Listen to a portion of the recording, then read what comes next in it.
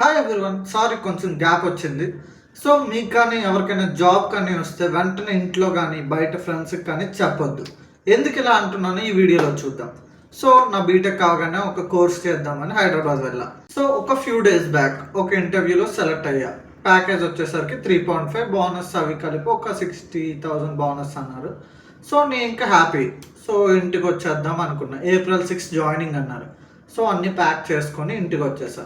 Like ఒక 4 రోజులు ప్రశాంతంగా ఉందామని. ఇప్పుడు ఏమైందంటే ఆ హెచ్ఆర్ కాల్ చేసి సో ఇంకో రౌండ్ ఉంటుంది అన్నది. సో ఓకే కదా, ఇంకో రౌండే కదా, క్లియర్ చేసేద్దాం అనుకున్నా. తర్వాత సెకండ్ రౌండ్ అయ్యింది. వెంటనే తను ఫోన్ చేసి ఒక 2 months అనేది టైం పడుతుంది ట్రైనింగ్ స్టార్ట్ అవ్వడానికి అని చెప్పింది. సో ఇప్పుడు ఇంట్లో పరిస్థితి చూస్తే వాళ్ళు తీసుకుంటారో లేదో తెలియదు. ఇలా షిఫ్ట్ చేసుకుంటూ వెళ్తే ఇక్కడ పరిస్థితి ఏంటి?